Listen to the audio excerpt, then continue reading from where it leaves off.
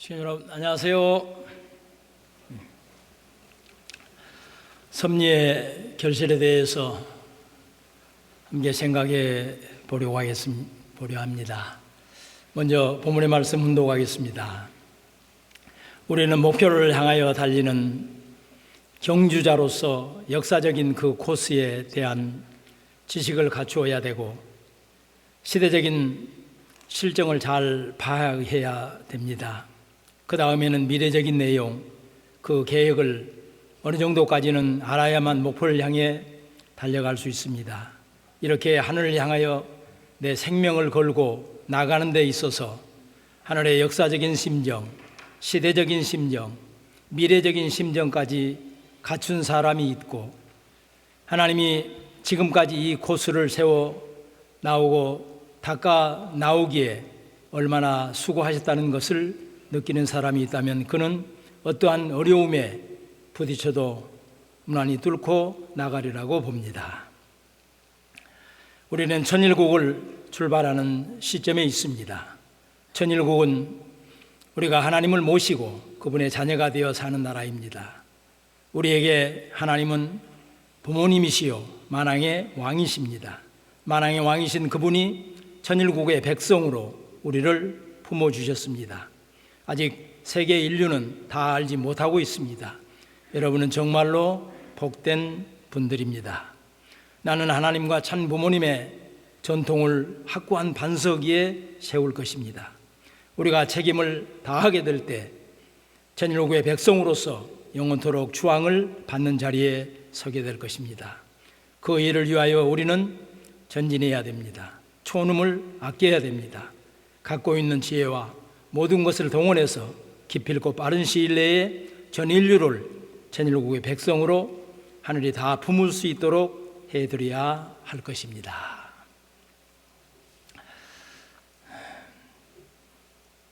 오늘은 특별히 우리 청년대학부의 친구들이 훈독교육을 하니까 더 큰 의미가 있는 것 같습니다. 우리 두 친구를 위해서 다시 박수 한번 보내겠습니다.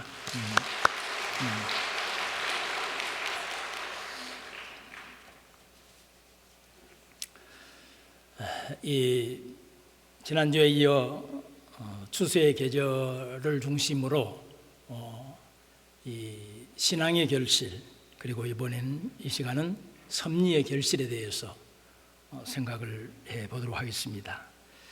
섭리라고 하는 말은 천지 만물을 움직이고 관리한다, 그래서 이치로 다스린다, 이런 의미를 갖고 있습니다.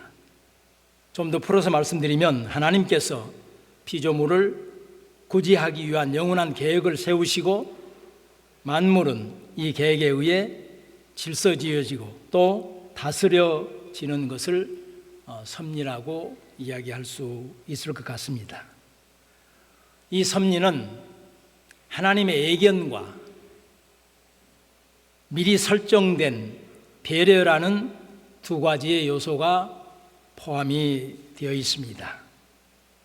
하나님의 애견 그리고 미리 설정된 배려, 이 애견과 배려란 말을 우리 원리적인 그리고 전부모님의 말씀을 중심으로 생각을 해보면 배반과 불신에 대한 인간들의 사과와 부모인 하나님의 무한한 용서가 포함되어 있다는 또 다른 해석을 해볼 수 있게 됩니다. 다시 말씀드리면 하나님의 애견은 우리 인간들이 하나님께 잘못을 불효를 용서받기를 바라는 마음으로 사과를 하고, 배려는 하나님께서 용서해 주신다고 하는 이 두 축을 중심으로 섭리는 진행 발전되어진다. 이제 이렇게 조금 정리를 해보고 싶습니다. 그래서 하나님께서는 당신의 대신자를 세워서 구약 신약 시대를 인간들의 사과와 예수님의 용서를 통한 섭리로 진행을 해오셨습니다. 그리고 재림 시대가 되면서 독생자, 독생녀로 오신 참 부모님, 양이분을 통하여 우리 인간들의 사과와 참 부모님의 용서를 통한 섭리를, 성약을 넘어 오늘 본문의 말씀처럼 천일국 시대를 경륜하고 계시는 것입니다. 이렇게 하나님의 시간표가 있는데 우리 인간들은 잘 모르고 있습니다. 그래서 이 섭리라고 하는 말을 한자를 가져와 보니까 이 손수변에 귀 이자가 3개입니다. 귀가 3개란 말은 귀를 잡는다는 이야기는 사람을 조종한다는 말이고, 3개는 모든 사람을 의미한다. 그런 측면에서 인간 전체를 컨트롤한다고 하는 뜻 글자로 우리는 이 섭리라고 하는 단어를 보면 좋겠습니다. 그래서 컨트롤하기 위해서 하나님께서는 사도들의 선포 확증을 위해 사도들로 하여금 이적이나 기적 같은 것들을 만들고 나타내게 하십니다. 그 사건 배후에서 하나님께서 직접 개입하시는 것입니다. 이럴 때 저는 섭리는 섭리인데 이적과 기적을 일으킬 만큼 중요한, 그리고 우리 인간들에게 반드시 전하고 싶으신 내용이 있어서 하신 이적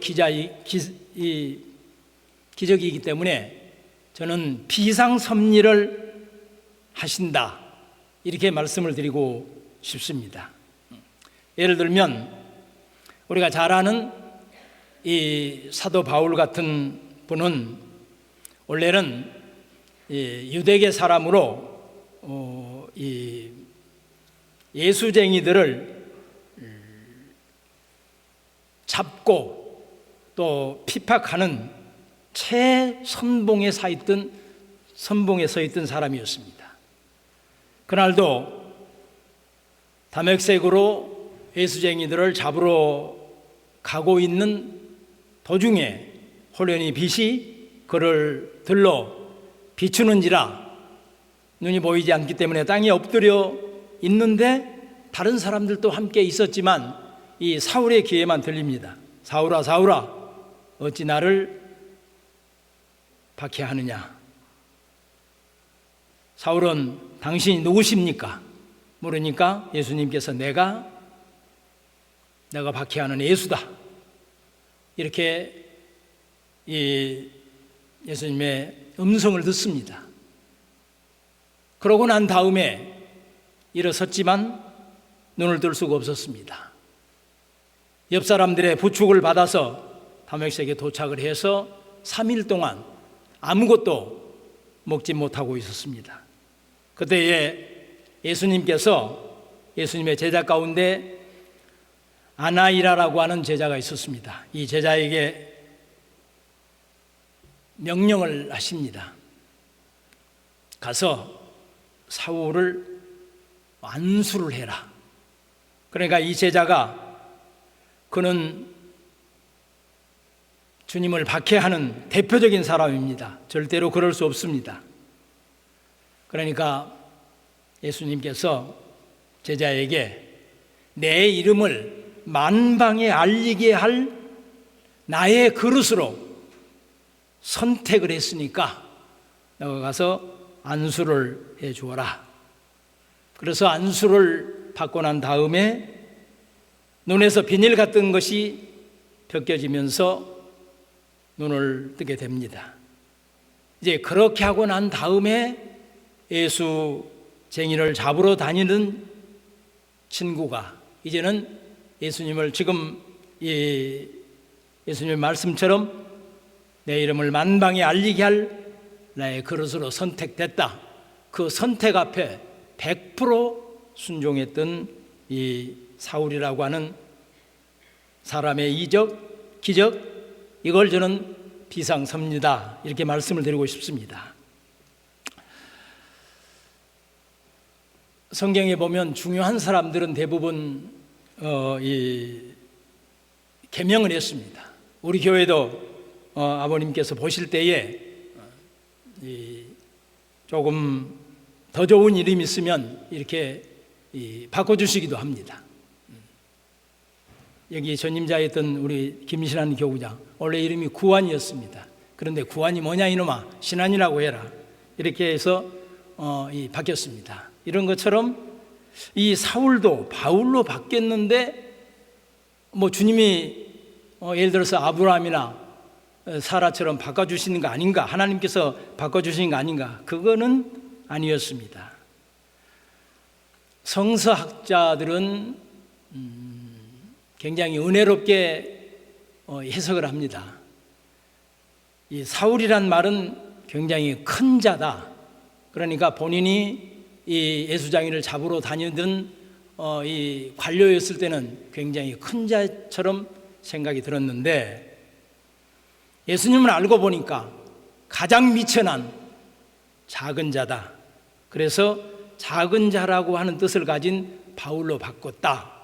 이제 이렇게 굉장히 어떤 해심 후에 바뀐 바울에 대한 이야기를 성서 학자들은 하고 있는데, 사실은 거기까지는 아니지만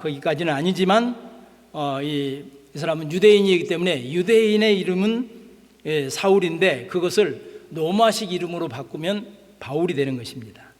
그래서 이 회심을 하고 난 다음에 사도로서 역할을 해 왔었기 때문에 바울이라고 하는 이름을 썼다고 하는, 그리고 정말로 주님의 손발이 되었다고 하는 이제 그런 의미로서 우리는 이 사도 바울에 대해서 생각을 해볼 수 있습니다. 참부모님의 말씀을 보면 인류 역사는 인간들이 잃어버린 부모인 하나님을 찾기 위한 울부짖음, 몸부림의 역사라고 말씀하십니다. 또 하나님은 불신하고 배신하여 떠난 자식을 찾아오셨던 하나님의 애달픔이 녹아있는 것이 인류 역사라고 말씀을 하십니다. 인간의 조급성, 때 아닌 때의 욕망으로 하나님을 배반하고 불신하고 에덴 동산에서 추방되었던 우리 인간들이 태만으로 에덴 동산의 복귀가 불가능해지고 있고 또 아직도 그러고 있다라고 이야기를 하는 것입니다. 그래서 하나님 앞에 돌아가기 위해서는 먼저 조금 전에 이 배려와 예견과 배려에서 말씀드렸던 것처럼 사과가 먼저 있어야만이 하나님께서는 용서하실 수 있기 때문에 사과에 대한 내용을 조금 말씀드려보고 싶습니다. 사과라고 하는 말은 행위자의 의도는 중요치 않습니다. 상대방에게 내가 불편함이나 불쾌한 마음이 들게 했다면 사과해야 될 것입니다. 그런데 우리 인간들은 의도치 않게 하나님을 불신함으로 말미암아서 하나님을 불편하게 만든 장본인들이 되어버렸습니다. 내가 잘못했습니다 말하는 법을 배우는 것은 책임감 있고 성공적인 사람이 되어가는 중요한 과정이라고 심리학자들은 이야기하고 있습니다. 진실한 사과는 두 가지의 목표가 있어야 목표를 가진다고 하고 있습니다. 잘못을 범한 사람이 상대방에게 용서를 구하고 관계가 회복이 돼야만이 진실한 사과라고 합니다. 어색한 관계가 풀리고 따뜻한 관계를 형성하게 됩니다. 그래서 사과는 타이밍과 진정성이 담겨 있어야 할 것입니다. 우리는 가끔 뜬금없이 선물로 사과를 받은 적이 있는지 생각해 볼 필요가 있습니다. 나의 잘못으로 틀어진 관계를 회복하고 싶은 마음이 담긴 사과일 수 있습니다. 용서를 구하는 사과일 수 있습니다. 그렇기 때문에 과일 사과가 아니라 진정으로 틀어진 관계를 회복하고 싶은 마음의 사과일 수도 있다고 하는 면에 우리는 한 번쯤 생각을 해 보시면 좋겠다 하는 생각을 갖게 됐습니다. 우리 윤영래 회장님을 모시고 제가 평화대사 이 담당을 하고 있을 때에 갑자기 아버님께서 평화대사들을 데리고 훈독회를 들어오도록 명령을 하셨습니다. 훈독회를 들어갔습니다.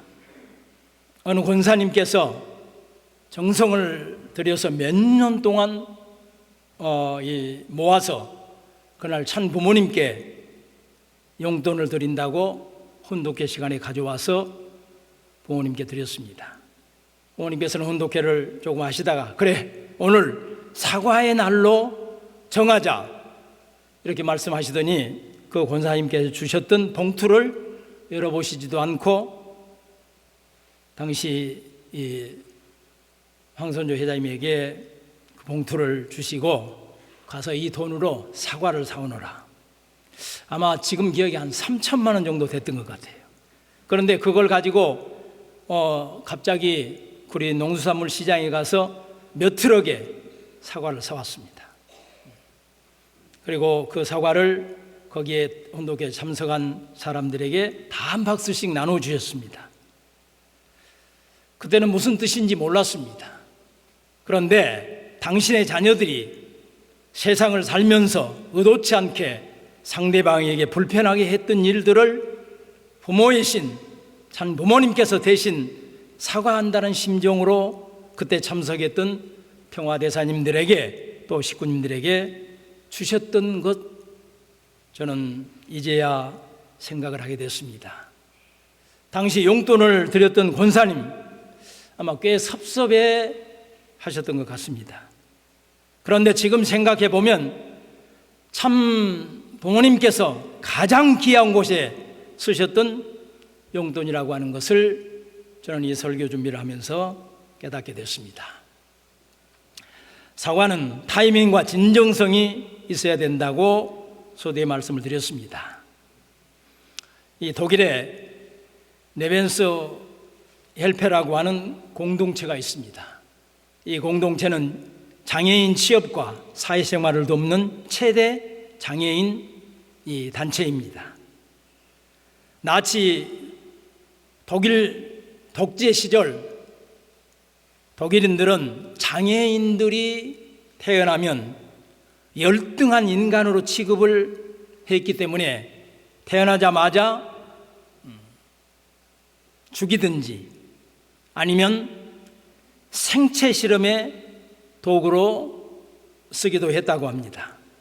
이제 나중에 그때 그 부끄러운 과거를 반성하는 의미에서 민간 차원에서 일어난 공동체로 어떤 장애인이라도 일을 할 수 있도록 돕는 공동체를 지금 독일의 전 시군구에서 운영을 하고 있다고 합니다. 타이밍이나 진정성 면에서 의미가 있는 단체인 것 같습니다. 진정성 있는 사과에 있어서 늘 문제가 되는 것은 한국과 일본의 관계입니다. 일본 정부는 이미 해결이 다 됐다고 하지만 우리 위안부 피해자들 또한 노동자들에 대한 적절한 사과와 그에 대한 정당한 행위가 없었기에 더 시간이 가기 전에 받아들일 수 있는 진정성 있는 사과가 필요할 것입니다. 우리도 어찌할 수 없는 상황에서 어떠한 일들이 이루어지고 난 다음에 진정성이 있는 사과를 했었는가 한 번쯤은 생각해 볼 필요가 있는 것 같습니다. 진도군에 가면 외덕산이라고 하는 산이 있습니다.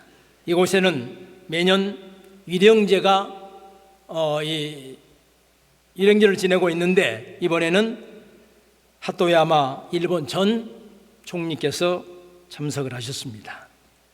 이 일본 총리께서 일본이 무한 책임의 자세를 가져야 된다고 하면서 용서란 상대방이 이제 되었다고 할 때까지 해야 된다. 이 외덕사는 우리가 영화에 보았던 것처럼 명랑해전에서 굉장히 많은 일본군들이 바다에 수장이 되었습니다.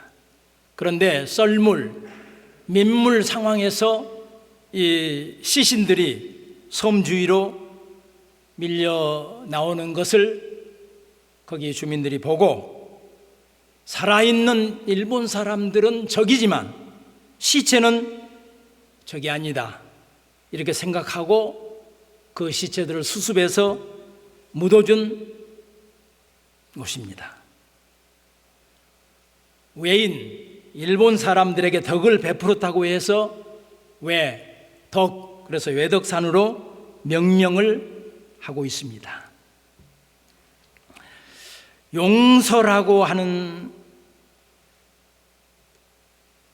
내용을 중심으로 독일 총리분들은 폴란드를 가거나 홀로코스트에 가면 무릎을 꿇고 1, 2차 세계대전에 본인들의 조상들이 저질렀던 것에 대한 용서를 빕니다. 이스라엘 홀로코스트 전시관 앞에 가보면 용서는 하되 잊지는 말자라고 하는 그 편말 앞에 무릎을 꿇고 사죄를 합니다. 역사적 사실, 기억을 강화시키고 증오와 같은 감정은 용서라는 과정을 통해서 정화하자라고 하는 지혜의 말을 그렇게 써놓고 있었던 것 같습니다. 인간들이 사과의 조건을 세우면 하나님께서는 용서하시고 받아주시는 것 또한 섭리이십니다. 용서는 받아들인다는 뜻입니다. 용서는 이렇게 해야 된다 시면서 본을 보였던 사건들이 조금 전에 말씀드렸던 사도들의 선포, 확정을 위해 비상섭리를 하셨던 흔적들을 우리는 찾아볼 수 있습니다. 74년 만에 여순 반란 사건 때 무고한 민간들의 희생을 정부 합동 추념식을 하는 것을 우리는 보았습니다. 여순 반란 사건은 여수 쪽에 주둔하고 있던 군인들을 제주도에 파송하는 것을 반대하면서 자익에 몇몇 친구들이 선동을 해서 일으킨 반란이고, 정부 수습하는 과정 속에서 그들이 지리산으로 들어갔던 그런, 저는 그때 당시를 살지 않았기 때문에 잘 모르지만 그런 정말 우리 역사에 있어서 민간인들이 굉장히 많이 학살당했던 그런 내용들이었는데, 지금까지 정부에서 인정을 하지 않는 그런 상황들에서 상당히 마음 아픈 내용들이었는데, 명예회복을 약속했다고 하기 때문에 천만다행인 것 같습니다. 이 이야기를 하려고 하는 게 아니고, 그 무렵에 손양원 목사님은 여수 한센병 환자들이 있는 예양원이라는 교회에서 시무를 하고 계셨는데, 일본 사람들이 교회에 일잔기를 개항을 하라고 하니까 반대를 했습니다. 신사참배를 거부했습니다. 그렇게 해서 5년 동안의 옥중 생활을 했던 목사님이셨습니다. 그런데 이 여순 사건 때 조금 전에 다시 PPT 한번 보겠습니다. 조금 전에 이 PPT에 나와 있는 저 밑에 이 동인, 동신 이 두 아들이 학교를 다니고 있는 학생이었는데 기독교인이라고 하는 이름으로 자익 청년들에게 끌려가서 순교를 당합니다. 이 목사님께서는 두 아들 장례식을 치르면서 나는 원수를 절대로 미워하지 않겠다. 그리고 내 아들을 죽인 그를 회개를 시켜서 양아들로 삼겠다고 선언을 했습니다. 그리고 어찌 당신의 아드님을 죽였던 안재선이라고 하는 청년을 찾아냈습니다. 그는 지금 구치소에 있었습니다. 정부에 구명을 요청했습니다. 그리고 목숨을 구제해서 진짜로 양아들로 삼았던 것입니다. 이 모습을 보고 친구인 목사가 사랑의 원자탄이라고 하는 책을 쓴 것이었습니다.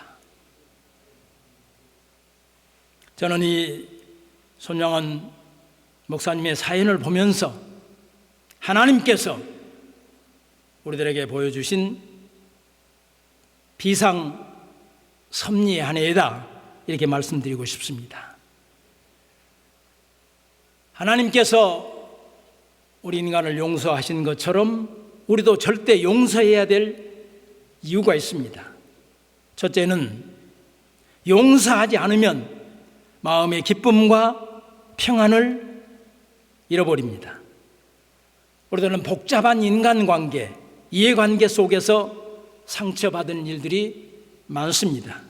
그때 용서하거나 마음을 풀지 않으면 우리 마음에는 늘 미움과 섭섭함이라고 하는 찌꺼기가 남아서 그 마음에는 기쁨과 평안이 깃들지 못할 것입니다.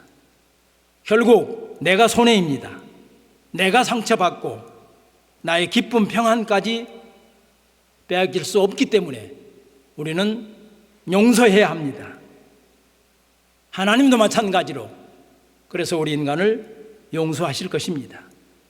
둘째로는 용서하지 않으면 하나님과 우리 사이의 관계가 회복되지 않습니다. 용서하지 않으면 하나님과 우리 사이의 관계가 막혀 있기 때문에 용서하지 않으면 은혜에 대한 감동이 사라지고 우리들이 아무리 기도를 한다 하더라도 감동이 되지 않을 것입니다. 우리가 용서하지 않으면 하나님께서도 우리의 죄를 용서하실 수 없습니다. 용서하는 하나님의 뜻에 순종하면 하나님께서는 우리에게 용서할 수 있는 능력을 주실 것입니다. 그래서 용서는 감정이 아니라 결심이라고 이야기하고 있습니다. 어느 시골교회에 이제 도시교회에서 목회를 하시고 정년을 하셔서 시골교회에 오셔서 취임을 하셨습니다. 취임 예배는 설교는 굉장히 은혜스러웠습니다. 그런데 그 취임 설교를 그 다음 주에도 하시는 겁니다. 그래서 교우들이, 신도들이 우리 목사님이 뭐 설교 준비를 못 하셨나 보다, 아니면 잊어버리셨나 보다. 그런데 그 다음 주에 또 하시는 거예요. 그 설교를 그대로. 그래서 이제 조금 짜증이 났는데 넷째 주에 또 하시는 거예요. 그래서 이제 이 재직회장 정도 되는 분이, 목사님 지금 그 설교를 우리가 4번 듣습니다. 목사님께서 야고보서 1장 22절을 보여주시면서 하나님께서 가르쳐 주신 대로 행하십시오. 듣기만 하고 행하지 않는 사람이 되면 안 됩니다. 계속 자신을 속이는 것입니다. 옳다고 믿으면 행동으로 옮기십시오. 지금 교구장이 왜 이 이야기를 하고 있는지 이해가 되시면 좋겠습니다. 침설교에 굉장히 은혜를 받고 감동이 되어져서 뭔가 되어질 것 같은 분위기였는데 그러지 않는 식구들을 위해서 향해서 그 목사님은 한 달째, 그리고 변하지 않으면 다음 주에 또 하겠다고. 예수님의 일생은 용서의 삶이었습니다. 용서의 또 다른 이름은 사랑이었습니다. 예수님께서는 십자가상에서 자신을 거부하는 이스라엘 공동체를 위한 중보 기도를 하십니다. 누가복음 23장 34절에 보면 아버지여 저들을 사하여 주시옵소서 자기들이 하는 것을 알지 못합니다. 왜 1000마디의 용서의 기도를 하셨겠습니까? 용서가 필요했기 때문이고 당신은 하나님을 대신해 우리 인간을 용서하시기 위해서 오셨기 때문이었습니다. 베드로가 예수님에게 묻습니다. 형제가 죄를 지으면 몇 번쯤 용서해야 됩니까? 한 7번 정도 하면 되겠습니까? 본인은 지금 굉장히 아주 폭넓은 그리고 나는 굉장히 이해력이 많은 사람입니다. 이제 이런 생각을 하면서 7번쯤 하면 어떻겠습니까? 이러고 물으니까 예수님께서 아니 7번을 7번 고백하라. 70 하고도 7번을 용서하라고 말씀하십니다. 다시 말씀드리면 사랑 있는 사람은 용서의 한도가 없다는 말씀이셨습니다. 우리가 잘 아는 마태복음 18장 18절에 진실로 너희에게 이루노니 무엇이든지 너희가 땅에서 매이면 하늘에서도 매일 것이요 땅에서 불면 하늘에서도 불린다. 천국문 열쇠를 베드로에게 주신 이유도 우리들을 천보 가정으로 축복하시는 것 또한 하늘나라와 연결되어짐을 우리는 생각해 볼 수 있습니다. 성약 중심한 천일국 시대를 살았던 주도했던 참아버님의 93성상 또한 용서의 극치를 보여줬습니다. 김일성 주석의 용서, 하나님이 섭리였기 때문에 용서하셨을 것입니다. 말씀에 내 목숨이 두려운 게 아니었다. 용서할 수 있는 마음의 준비가 필요했다고 하셨습니다. 사과를 먼저 받아야 되는 섭리의 조건이 있었기 때문에 주체 사상을 비판하시고 노동신문에 하느님의 단어를 기재를 요구하셨습니다. 그 조건을 사과로 보셨기 때문에 용서를 하셨고 관계를 설정하셨습니다. 배 위에 하나님은 얼마나 가슴 좋으셨으며 성공에 대한 기쁨 또한 얼마나 컸겠는가 우리는 생각해 볼 수 있습니다. 에서와 야곱의 만남의 섭리가 결실되었던 것입니다. 성상에서 형상으로 실체적으로 이룬 섭리의 현장이었습니다. 우리들이 두고두고 기억하는 것은 이렇게 소생장성 완성 그리고 상징과 형상과 실체의 모든 섭리의 완성을 이룬 현장이요 작품이요 또한 상황이기 때문에 우리는 두고두고 기억할 수밖에 없습니다. 참 어머님께서도 조금 전에 우리가 영상에 보았던 것처럼 육천가정 특별 집회 때 지금이 섭리의 마지막 때다. 가라지 되지 말고 알곡이 되어 하늘의 천국에 들어갈 수 있는 하늘의 법의 천보 가정들이 되라고 하셨습니다. 그러시면서 너희들만 그렇게 하라고 말씀하시지 않고 멀어져간 멀어져 간 형제들도 찾아가서 함께 가자고 데리고 와라 하셨습니다. 이 말씀을 붙들고 지금 세계 선교본부를 중심으로 전 통일가는 지금 특히 목회자들은 2차 40일 특별 신방 기간에 있습니다. 사모님의 말씀 다 데려와라. 이 말씀은 다 용서하시겠다고 하는 전제가 깔려있는 말씀이신 것입니다. 6년 긴 기다리셨던 하나님의 안타까운 심정의 발로에서 나오신 말씀이었습니다.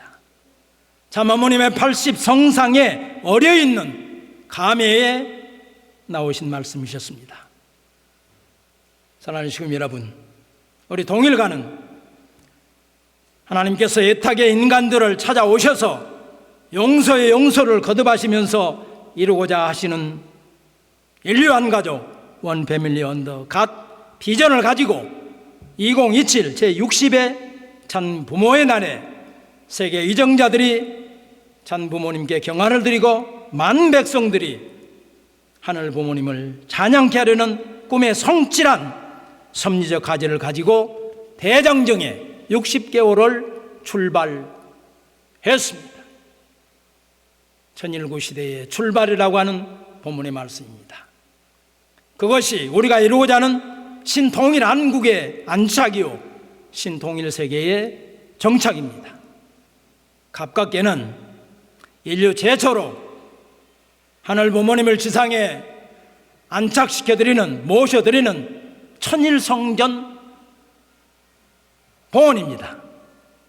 그리고 그날 수채물로 드릴 하늘 부모님께서 가장 기뻐하실 미혼 축복식에 오늘 우리들의 자녀들, 우리들의 종족을 참석해 한다는 개인적 섭리와 교회적 섭리의 길을 우리는 가고 있습니다.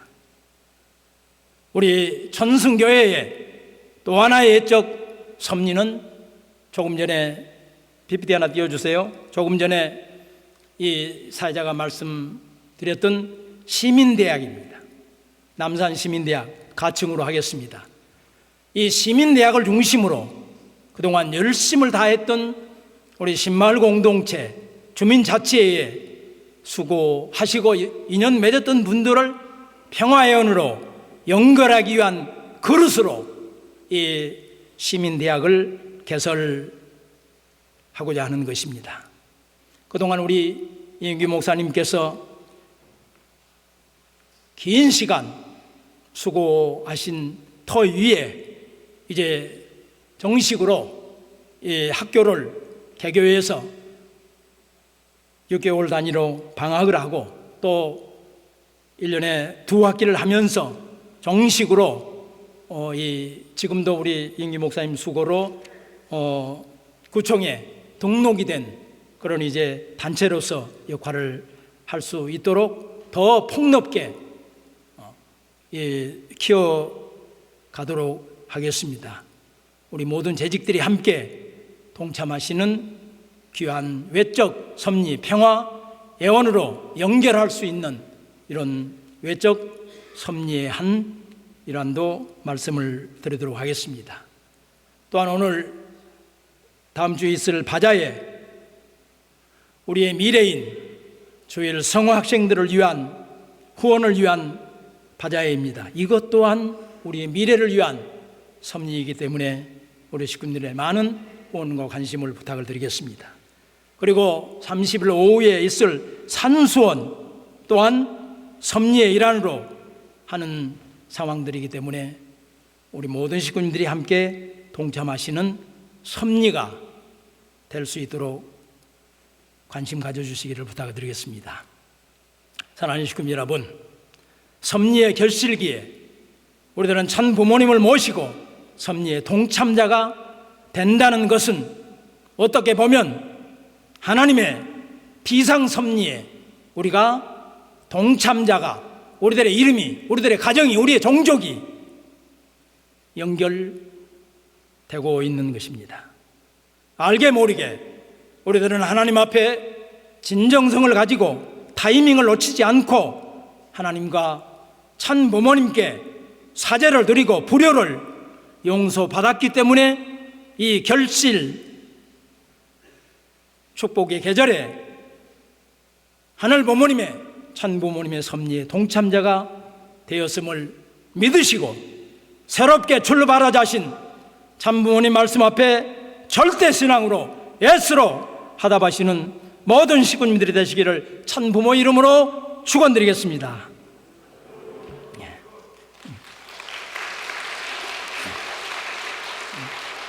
감사합니다.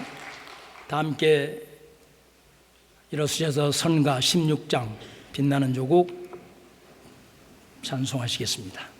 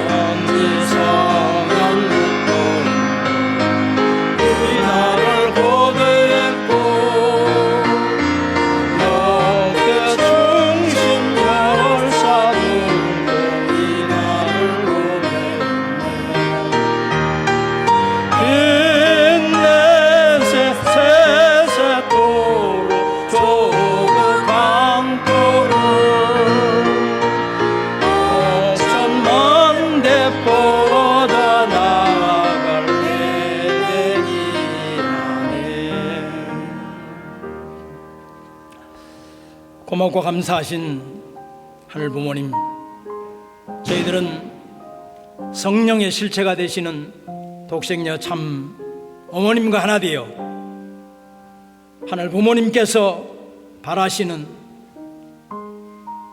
천일국의 섭리에 동참자가 되었습니다. 부족한 저희들을 불러주심을 감사드리옵니다. 또한 저희들 생활 가운데에 알게 모르게 하늘이 용서할 수 있는 조건을 저희들이 세우는 말미암아서 하나는 용서하시고 부족한 저희들을 세우셔서 저희의 가정과 저희들의 종족을 이 섭리의 결실기에 하나를 백성으로, 전일국 백성으로 거두어 이끌어 인도하신 신종족 메시아 천보 가정으로 축복하신 은혜와 사랑을 진심으로 감사드리옵니다. 그러나 너희들로만 아니라 나는 다 용서하셨으니 온 만민을 데리고 함께 오라신 말씀을 붙들고 이제 세상 앞으로 나아가는 저희들이 됨에 부족함이 없도록 당신께서 주관주장하여 주시기를 간절히 바라옵고 원하옵니다. 이 자리에 그리움에 찾아나오지 못한 형제들 찾아가시어 사랑의 손길로 어루만져 주시기를 간구드리옵니다. 병마와 싸우고 있는 형제 가정 또한 사랑의 손길로 어루만져 주시기를 간구드리옵니다. 한 주간을 한 달로 아름답고 귀하게 살아 하늘 앞에 봉헌한 손길 축복하시기를 간구드리면서 축복의 중심 가정 김석진의 이름으로 보고하고 축원하여 아뢰어사옵나이다. 아주